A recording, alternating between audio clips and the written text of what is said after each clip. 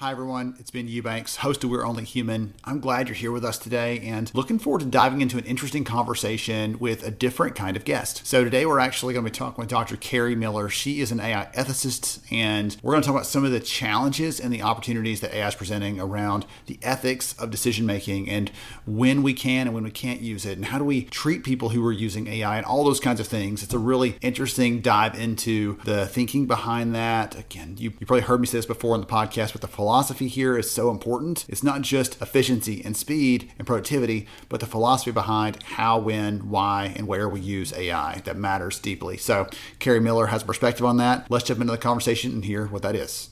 Don't conduct your analysis in isolation because data is so incredibly powerful. Not defending just the tribe, but defending the organization. Those creative people that you really want to keep empowered, keep excited, keep motivated, keep thinking. A good experience pays dividends down the line. Stereotypes tend to break down in proximity. Welcome to We're Only Human, a podcast about human resources, business, technology, and the workplace. My name is Ben Eubanks, your host, and I'm so glad you're here. Hey everyone, welcome to We're Only Human. I'm Ben Eubanks, your host, and I'm really glad to be here today with Dr. Cari Miller. So one of the things that's fun for me is when I get to travel, I get to meet some incredible people, and occasionally I bring them here to the podcast to let you hear what they're talking about, hear what they're thinking about, and hear some of the things, the boundaries they're pushing, as we'll talk about today, in the market. And so, Cari, I'm so glad you're here with us. Looking forward to diving into some of the conversations that you and I have been having behind the scenes around AI. You are at the forefront of this conversation, and I'm so excited to dive into this with you. Yeah, I'm really looking forward to sparring with you on this little debate we've got here. It's going to be good. I have not sparred in a while, so I'm going to loosen up for a minute. While I'm doing that, would you take a minute and tell the audience more about who you are and what you do, please? Yeah, sure. So my research background is in HR tech AI. So I studied the harms because I'm an extremist a little bit on that front. I just was kind of looking at it from the workers' perspective and how these things are impacting the workers. I come from the corporate strategy side of the equation. So I was always interested in how do you make work more efficient, more effective. So I felt like I needed to go to the worker side and balance my equation. Since then, every time I look at this issue, I come back to, well, gosh, it seems like procurement is the issue. And you interrogate these systems when you bring them into the house.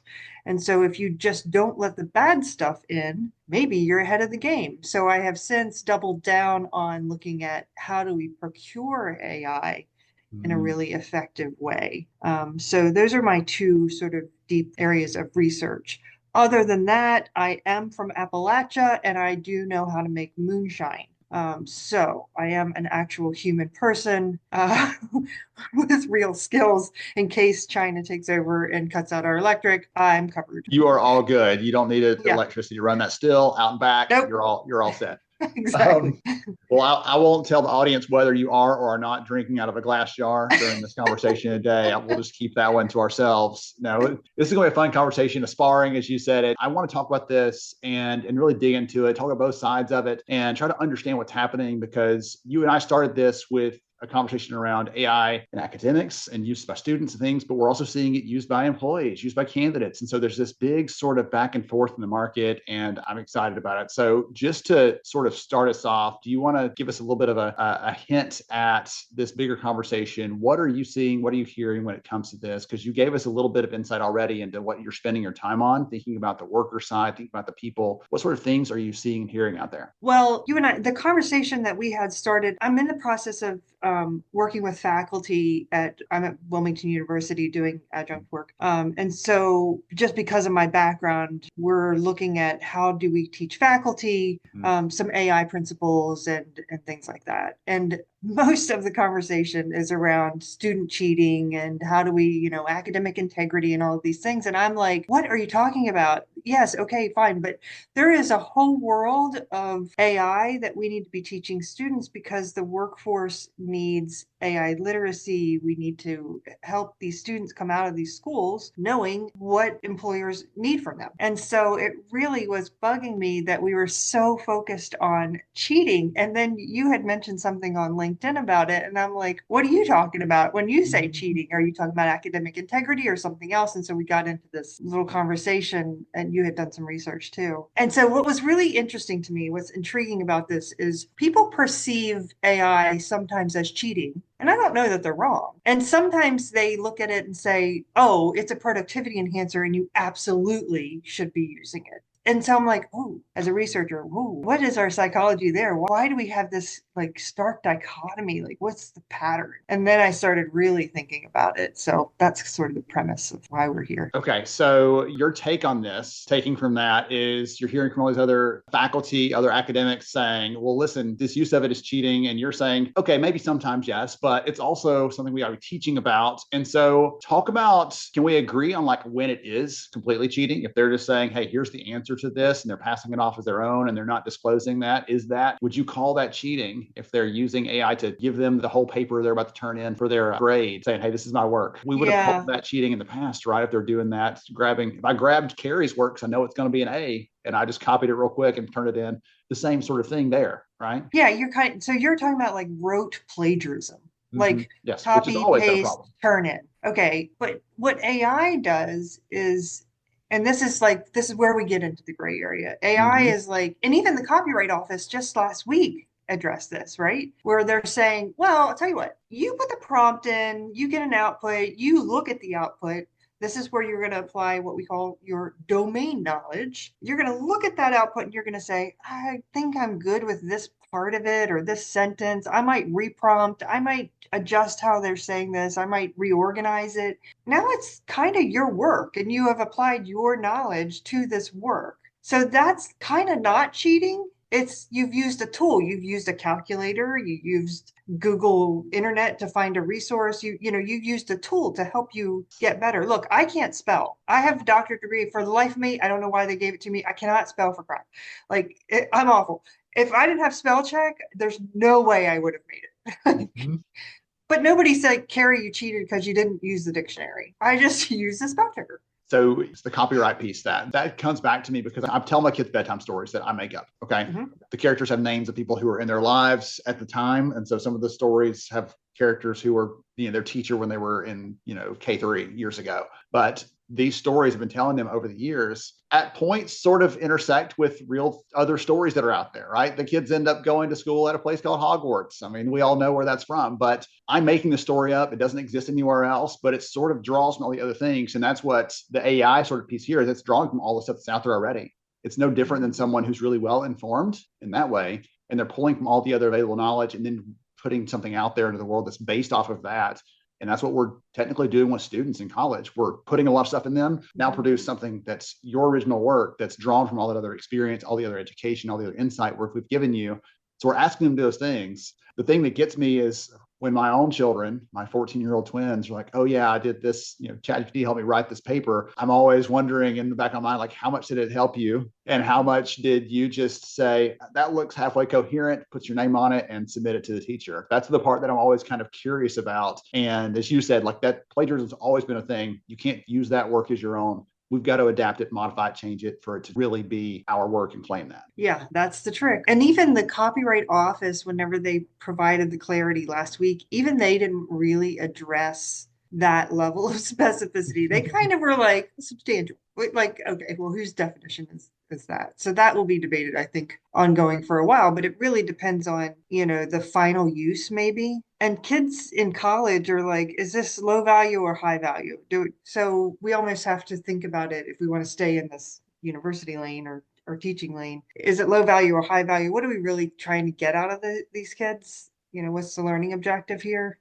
Is it to teach them to write? Have they already learned that? So we're just busy work? Or are we trying to teach them domain knowledge? And is that the only way to assess them on that domain knowledge as a writing assignment?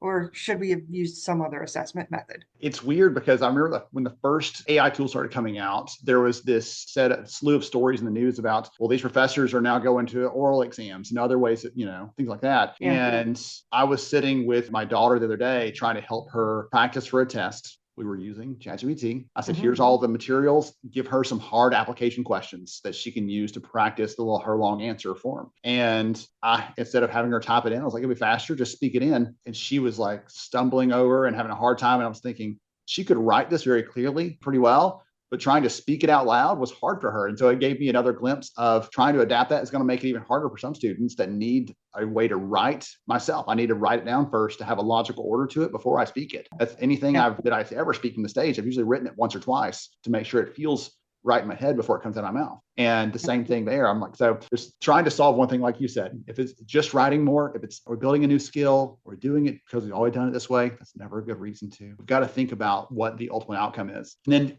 let's cross over for a little bit. So we talked about all this academic piece. The piece that was interesting to me, and you called this out when we were talking the other day, is if we are complaining or upset or bothered by the fact that candidates are using this, and then they take the job, we're like, oh yeah, by the way, let's hope you're AI agile, you're able to use the tools, you're smart enough to, like, AI capable, whatever you want to call it. We've just told them that's not something you have to show us, and then we expect you to be that. And it's kind of this weird double standard. Yeah, this is my favorite. So in the university, they'll say, we need you to be creative, we need you to be thinkers. And AI prevents you from doing that. If you're relying on AI, then you're not being creative thinkers.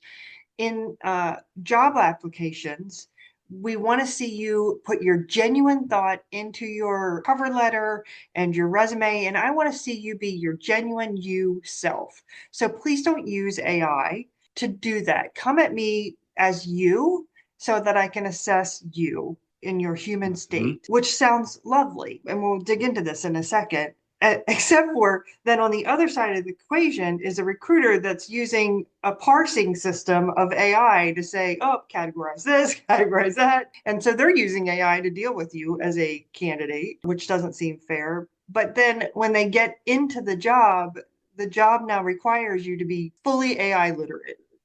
So you weren't allowed to use AI to get the job, but once you get the job, you have to have an AI literacy that wasn't required before. So it's this, like, what are you expecting here? Do we need to be testing candidates? I'm not even sure what the test is going to look like, but should we be testing them if we're going to expect that? I would imagine so. I mean, eventually, probably, yeah. If we want them to be creative and we ask them to, hey, how would you go about solving this problem? And show me your thought process. We do that already. For the good companies do those sorts of things. They know what's critical to the job, what selection pieces matter to someone being capable in that job, performing well in it. So they ask them questions to sort of get at that during the interview. And I'm thinking now, like, if we expect them to be AI literate, to be able to use those tools, maybe we need to have that as one of the filters for, hey, show me how you're doing this. Show me your own thought process for engaging one of these tools and how you think through that, because I want to see how you're going to do that on the job. I'm not acting like it doesn't exist and suddenly it's a surprise when we get here. I want to see that now. Yeah, I was looking off to my second screen here because you said something that to me is a myth. Yeah, sparring. Ready? Bring it. So how often do recruiters, that's not fair to say recruiters, hiring managers, get the job description accurate? Right? So what I was looking off to is a research study that said 61% of employees report the realities of the new job differ from what was portrayed in the interview. So, right? I'm making a note of this right now. I love this. Yes. So it's like, okay, so we're not designing our job descriptions well, which has historically been a problem. Hiring managers, you could be a customer service manager and you've been on the job for a year and they're like, okay, write the job description. And you're like, not my skill set, but sure. And so here you are writing a job description for the first time ever. And what do? You turn to ChatGPT. You're like, write me a job description. And you're like, okay. So that goes out the door. And then you interview someone who has written a resume using ChatGPT. Lo and behold, they get hired. They're an ill-fitting candidate because ChatGPT made a bunch of crap up about how good they are at being a customer. I don't know how this all gets solved, but it seems like this like swirling mass of like who's right, who's wrong, who cheated, who didn't cheat. Like it all comes back to domain knowledge and sort of being transparent and genuine. The thing that gets me is a lot of the problem for employers started when they started using They started allowing people to submit using technology. It created this weird imbalance where 1,000 people could apply and 990 of them get no acknowledgement, no response, no interaction. And so you can't expect them to not feel some level of frustration when the tools have the ability to at least let them know, hey, we got your application. It's in consideration. 3 weeks later, hey, we've made a selection. Thank you for applying. Please consider applying with us in the future. Even that little bit of courtesy is not present in many of the jobs. There's a company that was doing like mystery shopping, but they would apply for jobs and see which companies out of the Fortune 500 would respond back or let you know, or would even ever tell you if anything ever happened, even letting you know that you had submitted or not. You were always left wondering, did it even go through? And the numbers were pretty dismal in that. And so when you're like, hey, yeah, the job didn't look, we were interviewed, like that's for the person that was even interviewed. The other 99% that didn't get interviewed, nothing at all. Yeah. So my research is on the worker side. So from the worker's perspective, you've got to submit maybe 200 applications before you're getting an interview sometimes. So you have no choice. You can't write 200 cover letters that are tailored to 200 different jobs, all for rejections that maybe you get one time. Someone's like, we're really sorry, you're not a match for this. Like you're 200 times, 999, you're just not getting a response at all. And then you've got to adapt your resume to fit the job sometimes. Like you just have to use AI to do that. I don't know how you have enough time in the day. It's essentially a full-time job looking for a job. And you're trying to do something in the interim. Where are you going to find that time? Yeah. And it is emotionally disheartening. So that's the part that I study, the psychological part of that. And that can lead to very real consequences. I mean, it leads to drinking behaviors and drug behaviors and, violence in the home. People get seriously upset when you've applied to 200 jobs, you haven't heard back from a single one. You're 6 months and nothing's happening. Your bills aren't getting paid. I mean, this is for real a problem, and I don't know how to solve it. Let's say that you were out of work tomorrow, Cari, and you came to me and said, hey, what should I do? I would go and look and say, hey, listen, I know someone at these 3 companies. I'll reach out to them and just let them know. And that's what I tell every candidate. It's best to do that. You can't know somebody at all the places you're applying for. But what's wild to me is we're using all these tools to try to filter and keep this all straight and everything else. And yet the instant that one of us is put under pressure, it's circumvent the system, find a way to a person, get the person to make that happen. For better or for worse. Like that is the way to do it. And so those people that are frustrated, that are struggling, if they had asked me, that's what I would have told them to do. That's what lots of recruiters will tell them. Try to find a place where you have a mutual connection and build off of that. And don't ask cold, try to build up to the ask, those kind of things. That's all like human nature and relationship building. But it's because of all the other technologies have created this area, this need to find some workaround in order to just find a connection. And my advice is to, because I'm not as connected, but my advice is to go find volunteer work in your domain and put in the work. Don't just join a group to listen and be a fly on the wall. Roll your sleeves up and work with them and demonstrate your capability, and someone will notice. And that's the fastest path to getting connected somewhere. Absolutely. Yeah, it's old school. It is just networking. Yeah. So you have met me in person, okay? And I was probably chatting on stage. I was probably very chatty there. But I am by design, I am very shy in person, okay? And so years ago when I got started my career trying to break into HR, that's exactly what I did. I went to the local HR chapter and raised my hand and said, hey, if y'all have anything that no one else wants to do, crap work, like let me know and I'll do that. You should have seen the look of relief on the webmaster's face. Like, everyone update the website again. I said, yes, sir. You got it. And so I started helping out with that, and it helped me to meet people that eventually led to opportunities for my career. And that came from me, as you said, not just showing up and saying, I'll sit around and listen, or I have a membership, but I am doing actual work. And the part that helped me as someone who was shy is people had to come to me when they needed something done on the website. And so I was like, oh, hey, who are you again? Oh, what do you? Oh, great to meet you. Here's my story. Here's what I do. And here's what I'm hoping to do at some point. And that just let me do that naturally as part of it. So I've lived what you're talking about, and it does work. It does make a difference.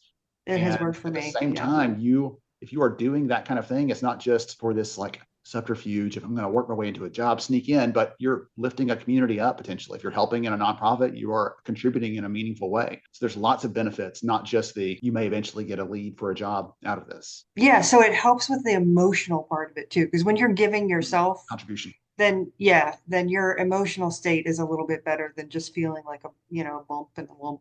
Absolutely. Yeah, for sure. So back to is it cheating or is it productive?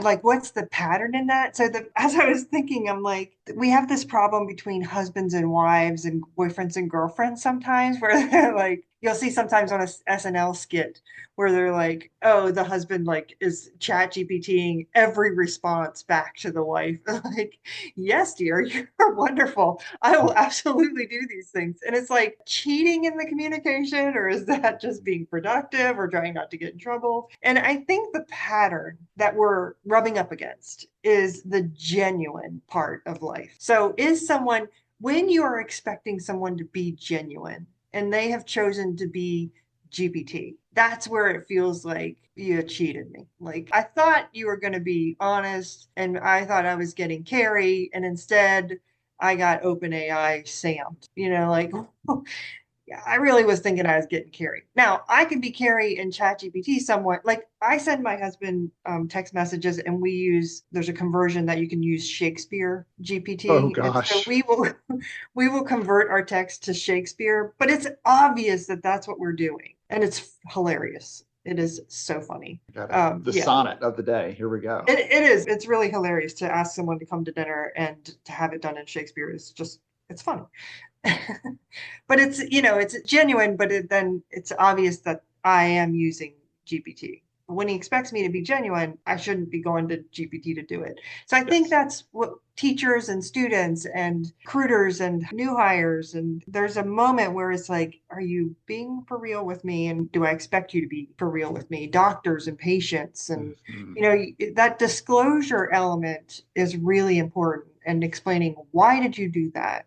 Well, because it's doing better than me, or because I needed it done fast or whatever. Yes. Well, the disclosure piece of that too is the part that gets me. I mean, I don't really need that. Sometimes, as you said, sometimes the stakes are high enough, or the expectation is there. And if I found out that it was not, that would be very frustrating. I've not put an actual framework around it, but like I don't need you to disclose if you had it organize your thoughts into an email for me. That's not a big deal. Right. But if you turn in a project at work and this is a big part of your performance, and you didn't do any of that originally yours, that's probably a time where you say, hey, listen, I had it organize all these thoughts, but here's where I contributed, and sort of just give me a little bit of a snippet. I don't need as long of an explanation as I do. Right. Work product, but give me a bit on that, because I may say, hey, great, go back and ask this one thing. I want to add one more thing in there, knowing that you didn't have to manually do all that stuff yourself. Maybe it's fast to get a revision or iteration on that. So as you were talking, at some point, doesn't that make you look smart? Like, I got this done in a third of the time, and I put my thoughts into it, and it came out pretty well organized. And of course, some people will be like, no, they're going to fire me because they don't need me now. Just wait for the agent, Cari. The agent is going to take over your job and do all those things. I was trying to find I love acronyms. So I was like, you were the genuine versus GPT. And I was trying to figure out a good acronym. Like, is it a genuine communication, or are you just generally passing time? Was the GPT for me. So we're talking about these things. I actually pulled up some of the data while we were talking here. We just surveyed over 1,000 employers. We asked them about different things that candidates are doing right now in the hiring process using AI, and we asked them which ones of those they would consider cheating. Do you want to hear some of those? Oh, yes. Oh, my God, yes. So I've not shared this anywhere else yet. So you're the first one to hear that, plus the entire audience out there. So we asked them, which of these would you consider to be candidate cheating using AI? And so I'll start from the bottom of the list. So the last answer in the list was using AI savvy. None of these are cheating. Only 10% of companies said that. So 9 out of 10 said some of these are some form of it. Okay. 22% said using AI to practice your interview skills, which I think is not cheating at all. I would say it's not. If we're practicing the conversation, the interview, let it go through that process with me. Let me do it before the real life. Okay. 25% said using AI to automatically apply to hundreds of jobs. Some of those new tools that are out there, Lazy Apply and others, that let someone to apply to a bunch of jobs on their behalf. So 25% said that would be cheating.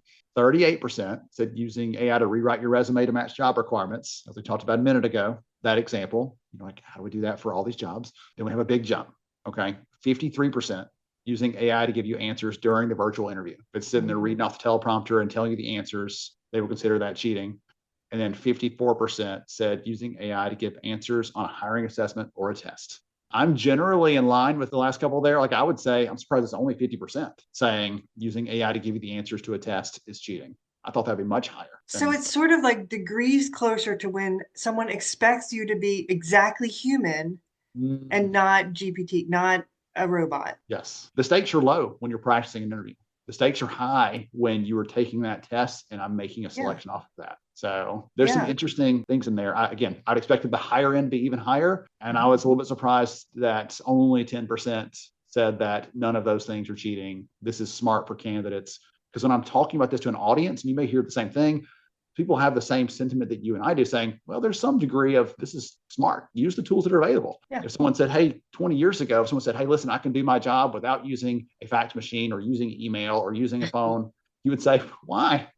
What's wrong with you? Why would you do that? And now this is one of the tools that's available.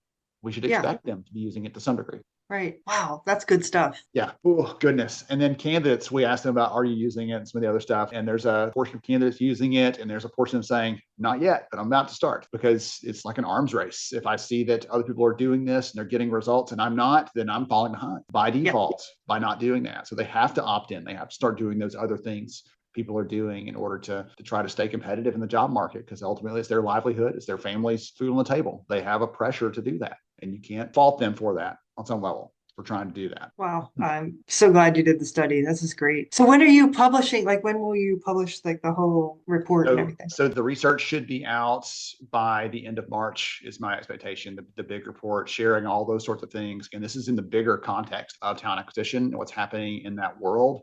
But I'm talking to so many employers that are saying, we don't know what we're going to do about the whole AI thing. The candidates using it, from the smaller employers to the biggest ones, they have no idea what they're going to do about it. And so they're trying to figure out how to adapt and how to respond. And so we're trying to share a little bit of what's happening in the market so they'll know, and hopefully give them some ideas on what they can do about it. And as you said earlier, you talked about seeing the technology side of this, HR technology side. There's going to be some expectation that those companies step up that are providing the platforms and the tools to try to filter for this, try to block some of those entries, try to help create a more rigorous way of getting people through the process. You look right now and you can find people all over Reddit and everywhere else talking about how terrible the application process is. So making that harder doesn't seem like a great idea, but employers are trying to figure out some way around it, and they're going to expect those companies to step up and help. Yeah.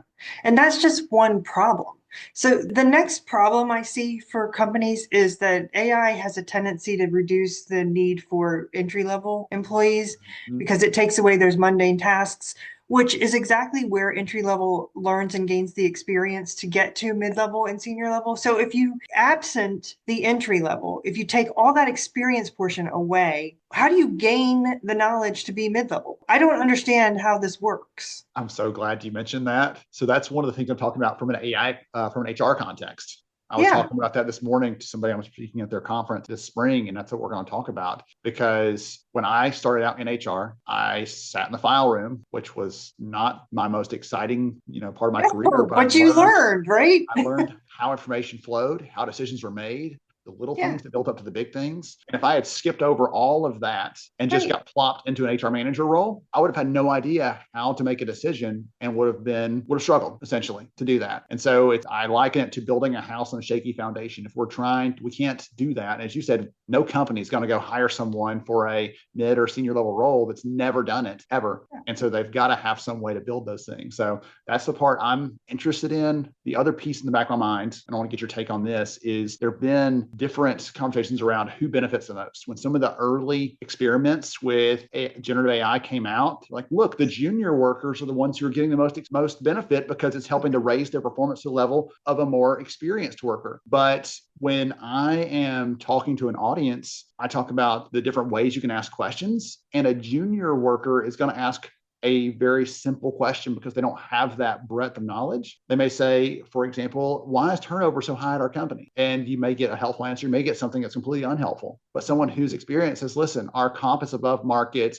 We've done these 3 other things. What are 2 potential causes or explanations for why our turnover is above market rates? And you may get a more helpful answer there, but the person who's junior doesn't know how to ask that question. So I'm like tying all these things together in my head, but that's one of the weird paradoxes that's out there right now is the early things said that junior worker gets more benefit, but I see all these situations where actual expertise sets apart someone who's using these tools. Yeah, I agree. I think that two things come to mind. One is, we started computers with DOS and then we went to Windows 3.1, and now Oh, couldn't find any student anywhere that would be like, oh yeah, I can make rainbow colors go across my screen with DOS. Like nobody's doing that. But yet we all can use computers. So there's something with AI transitioning that we're probably not just figuring out in our simple human minds. The second part is agent orchestration as a job function, I believe is going to be important, which tells me exactly what you're saying.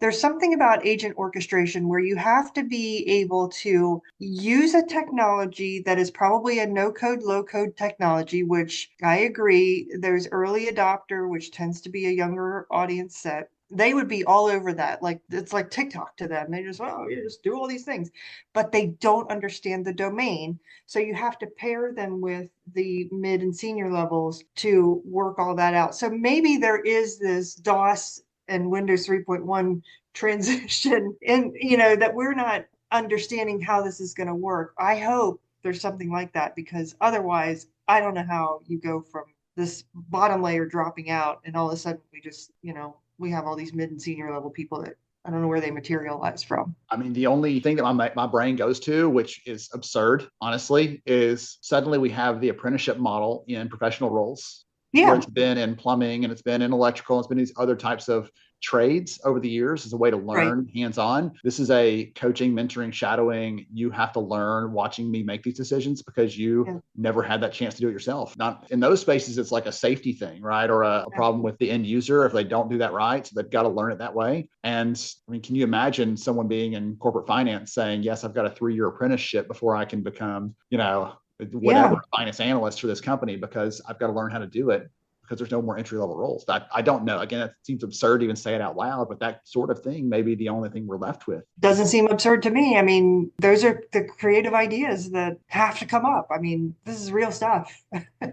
Can I ask you one more thing? Yeah. Okay. There was someone was talking the other day, I can't remember who it was on LinkedIn, and I was reading this piece about how CEOs are talking about how they're trying to decide if their next hire is going to be a person or a bot, an agent or an algorithm or a human. And the thing that I came back with is we keep hearing this about CEOs making these decisions, things like that, but CEOs have a small span of control in the workplace. They only have a handful of direct reports, and they're not actually managing the work of those people. They're usually just receiving feedback on them. And so this is actually, to me, it seems like it's going to have to be a manager level. Hiring manager decides, can this be done by a person? Can this be done by an algorithm? How do I balance that workload? They're going to be the ones making those decisions, and it's going to require a different set of skills and ways of thinking. What are your thoughts on that? Do you think that's accurate? What other sort of pieces sort of weave into that? We're talking about like the worker side of that. They're going to have to think about, how do I interact with Joey Chatbot over there? How are they going to interact and respond to, as you're thinking about that lens that you put on a lot of your work? Yeah. So this brings me straight to my procurement work, which is not a CEO function. So I did 20 years in corporate strategy, which always was like, build the plan. Okay, great. Now the plan's done. Who's going to implement it? Cari, you're not doing anything now.